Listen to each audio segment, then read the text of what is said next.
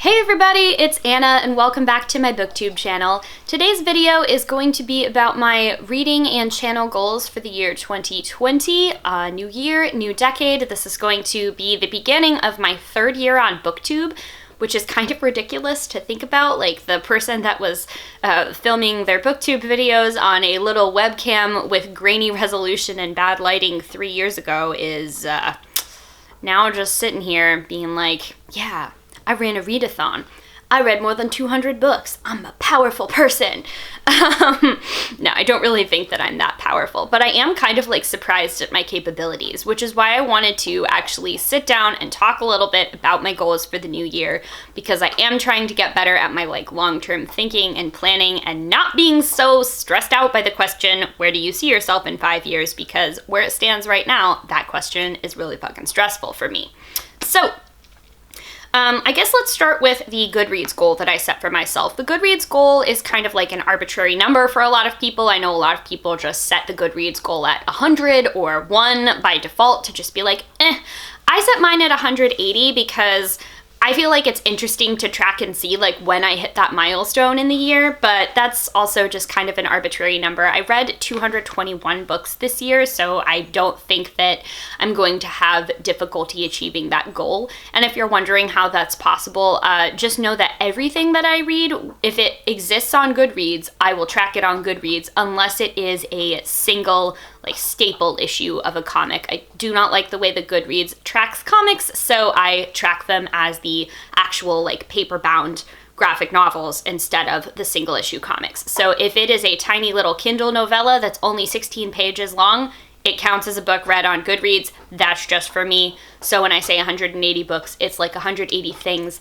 that I can track on Goodreads, no matter the length. Okay, and then I also have a little challenge from my public library. I think that it was during the reading rush. I talked a lot about my library's adult summer reading program. I love the summer reading program, and I found out, thanks to my friend Ryan, that the library also does this cool little 10 to try reading challenge, and so they give you 10 different challenges and you have to try reading a book that matches those challenges. Me being me, I've already done 2 of them. The first one was about A Journey, which I read They Called Us Enemy by George Takei, because his family truly went on a journey, being relocated to a Japanese internment camp and several throughout his childhood, and then he has since been on a journey of trying to reckon with that history and reclaim the power of telling his own story and the stories of other people that were incarcerated during the war.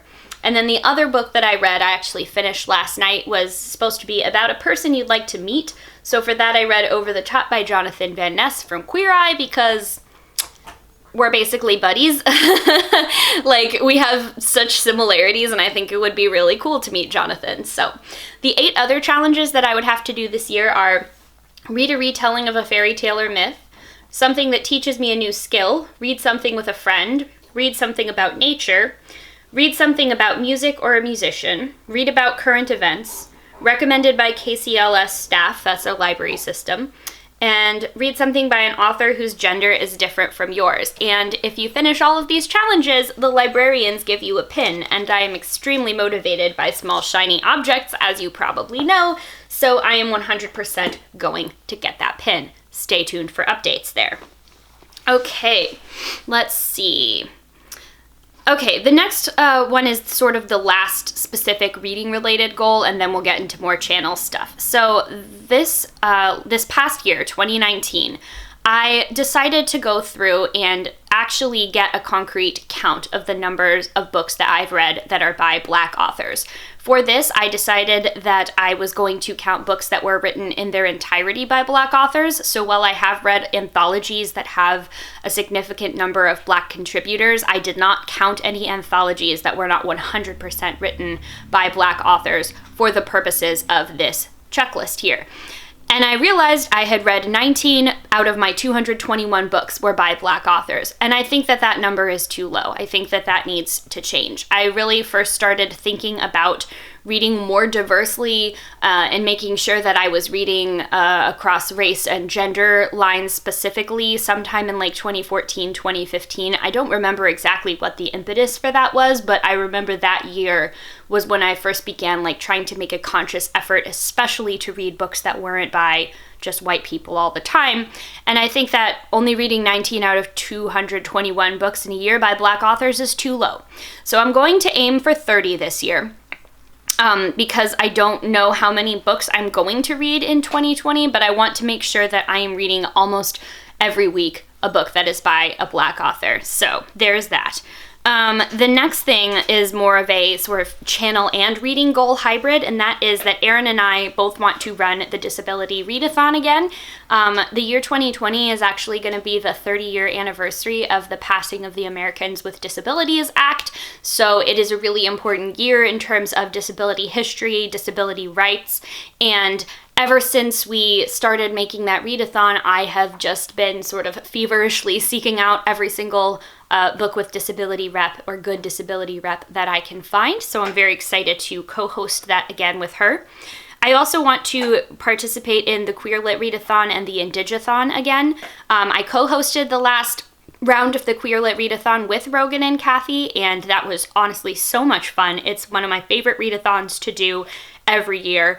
And I'm really excited to participate in future rounds. The dates for those have already been announced, so I will go ahead and link those dates down below with the announcement videos because they're both planning ahead really far, and I appreciate that.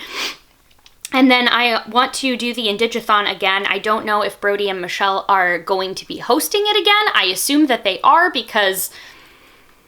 yeah, I just assumed that they are, but some of the best books that I read in 2019 were for the Digiton, and kind of similar to realizing that I don't read enough books by Black authors, like enough for myself personally. I also realized that I don't read enough books by Indigenous authors, and I don't do enough to go out of my way to seek out those stories. So I would love to do the Digiton again, and also staying true to the spirit of that readathon, continue to seek out books that are by Indigenous authors and about Indigenous characters. Okay. The next two goals, I guess the final two goals, are a little bit more like channel and community focused that don't necessarily involve reading, so I saved them for last. The first of those is that I am going to make it happen. I'm going to go to BookNetFest 2020. I'm going to give a quick shout out to Jesse from Bow Ties and Books because they said, what is the one thing that you're going to manifest this year? Say it. Just say it unqualified. Don't say I want to, say I will. So this is for you, Jesse. I will make it to BookNetFest in 2020. I have been wanting to go to BookNetFest since it began. I don't know why I never was able to make it when I was living in Florida. I think probably just graduate school sucks up a lot of your time and energy and money, and I will go, even though I might have to fly all the way across the country to get there. I'll be there. I'm gonna do it this year. Okay, and then the last goal that I have, which is the one that is probably the scariest one to say out loud, but I'm gonna say it, is I would like to get to 1,000 subscribers by the end of 2020. I said it. Hard part's over. This is a big YouTube and like community milestone, and I really think that as I've gotten better at making videos and I've, done more work just putting in the work and the time, like I finally crossed the 100 video threshold and I didn't even realize it into this channel, I would really like to see the audience for it grow as well. I really love the community that I have with the people that stay commenting down below and are always like sharing my videos. You know who you are. You are the people that help make this whole weird endeavor just worthwhile, and I appreciate your support so very much. But I think that I can grow this channel to that size in a year. Getting to 300 subscribers was such a monumental achievement, and then suddenly like 40 more people showed up in the past 28 days. I don't know where everybody came from. These are people that I don't know in real life. People are starting to watch my videos, I guess maybe just because they find me on YouTube, which is still kind of weird to think about. But I think that I can actually get the audience of this channel to 1,000 subscribers in a year. So That's what I'm going to try for. Practically speaking, I don't know that this means that you'll see too many changes in what I'm doing because, I don't know. I feel like a lot of channel growth stuff kind of happens under the hood and behind the scenes of a channel. But if you like this channel and you haven't subscribed to it yet, please go ahead and do consider hitting the subscribe button, because that is the best way to get notified if you like watching my videos whenever I post a new one. And I post pretty regularly. I post like twice a week. Sometimes more than that. New Year means there's going to be a lot more than that, because I want to actually get my goals and such out in a timely fashion and not towards the end of January like I did last year. Although it's really never too late. It's really never too late to set a big goal for yourself. So those are all of my books, reading, booktube, and book community related goals for the year of 2020. I'm really excited to watch everybody else's videos about this, so if you have made a goal video, could you please link that below in the comments? And if you are not making videos or that's not your thing, just write to me something that you have as a goal in 2020, something that you will do or that you want in 2020. I think that it's important to begin with intention and with our end in mind, so that we can actually achieve the goals. That's half of the battle, so please leave that down below, and I will leave some encouragement for you as well. As always, thank you all so very much for watching, and I'll see you in the next one. Bye!